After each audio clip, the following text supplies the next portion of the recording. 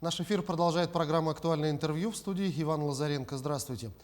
В прошлом году и уже с начала текущего года в сети интернет, а также в социальных сетях размещались публикации, содержащие призывы к участию граждан, в том числе несовершеннолетних, в массовых публичных мероприятиях, организуемых с нарушением установленного порядка.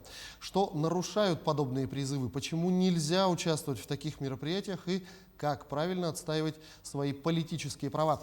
Об этом сегодня мы поговорим с помощником прокурора Республики по надзору за исполнением законов о федеральной безопасности, межнациональных отношениях и противодействии экстремизму и терроризму, младшим советником юстиции Александром Гуровым.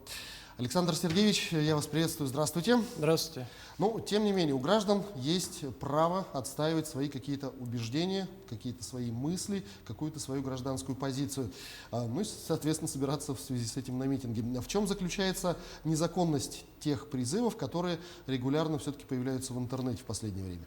Действительно, в соответствии с Конституцией Российской Федерации граждане имеют право собираться мирно, без оружия, проводить собрания, митинги, демонстрации, шествия, пикетирования. Но данные мероприятия они не должны ущемлять права и законные интересы иных лиц, а потому они проводятся с учетом ряда законодательных ограничений, в том числе установленных федеральным законом о собраниях, митингах, шествиях, демонстрированиях, пикетировании.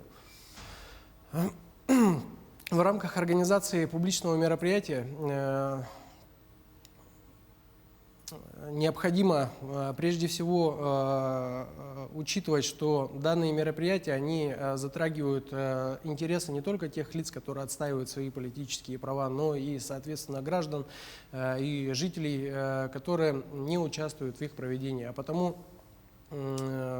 как ранее отмечалось, имеется ряд законодательных ограничений. Прежде всего, к таким ограничениям и к таким процедурам относится уведомительный характер их проведения. Соответственно, организатор публичного мероприятия должен обратиться в орган исполнительной власти субъекта Российской Федерации или орган местного самоуправления с уведомлением о проведении публичного мероприятия. Данное уведомление позволит, в свою очередь, органам власти организовать общественный порядок, обеспечить права и законные интересы всех лиц, как участников данного мероприятия, так и тех лиц, которые в нем не участвуют, и предотвратить в каких-то случаях нарушение общественного порядка, массовых беспорядках и иных нарушений законодательства. Но все-таки, если мероприятие какой-либо формы или вида проходит, но без уведомительного порядка, чем все-таки грозит это его участникам и организаторам? Если, допустим, уведомление не подано о проведении публичного мероприятия, либо имеются иные нарушения, допустим, органам власти предложен иной маршрут, иное место проведения публичного мероприятия, либо если организатор данного мероприятия самостоятельно изменил место его проведения или маршрут, допустим, шествия, то данное мероприятие считается незаконным, и за его организацию и проведение, соответственно, предусмотрена административная ответственность в соответствии с статьей 20.2 Кодекса об административных правонарушениях. И наказание по данной статье предусматривается для граждан до 30 тысяч рублей в виде административного штрафа, а также обязательной работы на срок до 50 часов, либо наложением административного ареста на срок до 10 суток. Это вот сейчас наказание за все несанкционированные акции? Нет, есть какая-то градация? Это я объяснил в части уведомительного характера. Да, если организация данного, в целом публичного мероприятия проходит с нарушением уведомительного характера.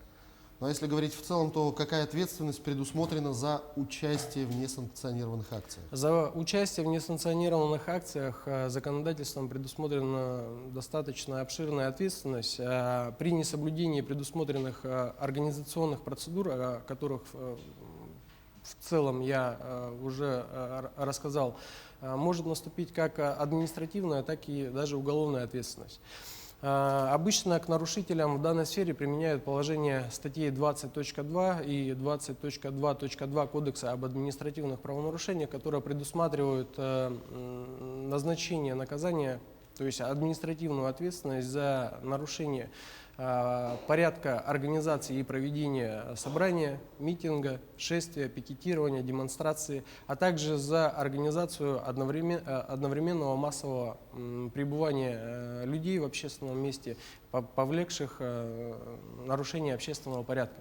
Кроме того, необходимо учитывать, что в соответствии с действующим законодательством повторные нарушения, они влекут более строгое наказание в соответствии с данными статьями.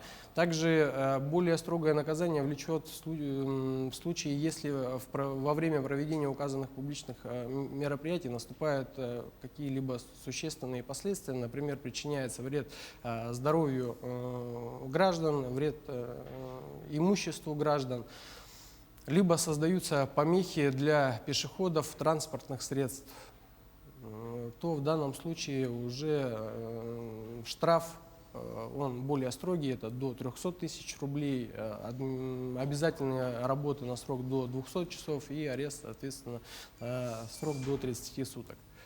Если же нарушитель является злостным, то есть неоднократно привлекается к административной ответственности, должных выводов для себя не делает и продолжает организовывать, участвовать в данных мероприятиях, то в соответствии с действующим уголовным законодательством наступает уже уголовная ответственность по статье 212.2 Уголовного кодекса Российской Федерации. Кроме того, необходимо учитывать, что в соответствии с статьей 267 Уголовного кодекса России предусмотрена уголовная ответственность за необходимо отметить, что за умышленное блокирование транспортной инфраструктуры, то есть Перегораживание улиц. да, улиц, когда создается в результате этих действий угроза причинения вреда здоровью граждан, угроза причинения вреда имуществу, и, соответственно, службы не имеют возможности оказать в возможно короткие сроки соответствующую помощь населению. Вот если говорить о наказаниях, то если взять некоторое последнее время, то были ли у нас в республике случаи, когда граждане были подвержены наказанию именно вот за такие действия? К сожалению, на территории нашей республики также имеют факты проявления, факты организации и проведения несанкционированных, несогласованных публичных мероприятий, когда уведомления о их проведении не подаются в соответствующие органы исполнительной власти или органы местного самоуправления. Только в текущем году к административной ответственности за правонарушения в данной сфере привлечено более 30 граждан, и им назначено наказание в виде штрафа в размере до 300 тысяч рублей. Кроме того, необходимо обратить внимание, что некоторые пользователи сети интернет, различных мессенджеров, социальных сетей ошибочно полагают, что они, как авторы сообщений, различных публикаций, которые содержат призывы к участию в незаконных публичных мероприятиях, останутся вне поля зрения правоохранительных органов и смогут избежать установленной законом ответственности. Однако правоприменительная практика, она свидетельствует об обратном. В текущем году, только в текущем году, за правонарушение, за подобные призывы, за размещение в сети интернет подобных сообщений к административной ответственности привлечено несколько жителей нашей республики, им назначены различные виды административных наказаний. Самое страшное, что иногда во время таких призывов на акции, на улицы, на площадя призывают выходить несовершеннолетних, которым лишь бы, ну, скажем так, любой движ был интересен. Есть ли какая-то ответственность именно за вот такие действия, когда призываются несовершеннолетние для участия в несанкционированных именно акциях? Следует знать, что вовлечение даже одного несовершеннолетнего к участию в данных акциях — это самостоятельный вид административного правонарушения, по которой наступает соответствующая ответственность. Если же несовершеннолетний вовлекается в совершение конкретного преступления, либо он вовлекается в совершение действий, которые представляют опасность для его жизни и здоровья, то за это наступает уже уголовная ответственность в соответствии с статьями 150 и 151 прим. 2 Уголовного кодекса России. Ну, а в случае, если все-таки несовершеннолетний принял участие в каких-то несанкционированных мероприятиях, то несут ли родители какую-то ответственность за то, что не доглядели, может быть? Ну, следует сказать, что и сам несовершеннолетний прежде всего несет ответственность, и ответственность она наступает с 16 лет. То есть если несовершеннолетний подался на соответствующие призывы и все-таки принял решение принять участие в данных публичных, не согласованных, незаконных мероприятиях, то он будет нести ответственность наравне с иными нарушителями в данной сфере. То есть здесь прям как взрослым. Как взрослый, но, соответственно, судом при вынесении решения будет учтен его возраст, но не более того. Но и, как вы правильно отметили, родители также будут нести соответствующую ответственность. У нас предусмотрена административная ответственность по статье 5.35 Административного кодекса Российской Федерации об административных правонарушениях, в соответствии с которой в случае, если несовершеннолетний принял участие в совершении данных действий, которые могут нести в себе угрозу, то родители, законные представители могут быть привлечены к ответственности по данной статье за ненадлежащее воспитание несовершеннолетнего. И, соответственно, в результате их действий можно говорить о том, что несовершеннолетний был поставлен в такую ситуацию, которая представляет определенную угрозу для его и здоровья, и жизни. Кроме того, необходимо понимать, что помимо прямых последствий, да, о которых ранее говорилось, это как привлечение к административной ответственности, уголовной ответственности, имеются и далеко идущие косвенные последствия. Мы говорим о том, что если несовершеннолетний привлекается к административной и уголовной ответственности, это может сказаться и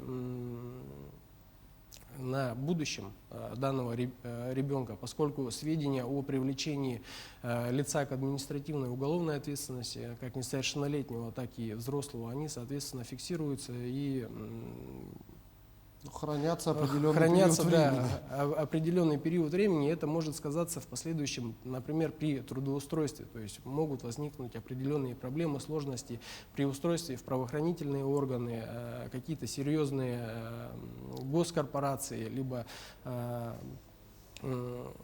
организации, у которых имеется своя служба безопасности, которая проверяет сотрудников на предмет привлечения их к административной и уголовной ответственности.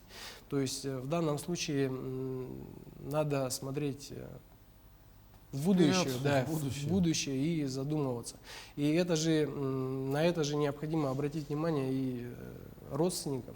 То есть проверяют, как правило, при трудоустройстве не только самого кандидата на замещение определенной должности, но и родственников от данного кандидата, братьев, сестер, родителей, бабушек, дедушек на предмет их административной и уголовной ответственности. И это все может иметь последствия. Вот, учитывая все вышесказанное, как вы считаете, что важно знать гражданам, которые задумываются о призывах к участию в несанкционированных мероприятиях? Важно понимать, что для организованного политического движения соблюдение законодательных ограничений, оно не составляет особого труда. То есть нет никакой сложности подать уведомление в органы власти о том, что такого-то числа, то есть в установленные сроки, о том, что намечено проведение публичного мероприятия, будет задействовано около стольки-то человек, и говорить о том, что это составляет определенные сложности, каких-то проблем в этом нет. Настоящие политические движения, они проводят публичные мероприятия исключительно в рамках закона, а политические экстремисты умышленно нарушая его. То есть организаторы данных мероприятий, они знают процедуру проведения их, знают, в каком порядке необходимо проводить, кого необходимо извещать, однако они умышленно этого не делают. И в данном случае мы говорим о том, что они прежде всего преследуют не достижение каких-то значимых политических целей, а то, что они преследуют цель именно имиджевую, то есть повысить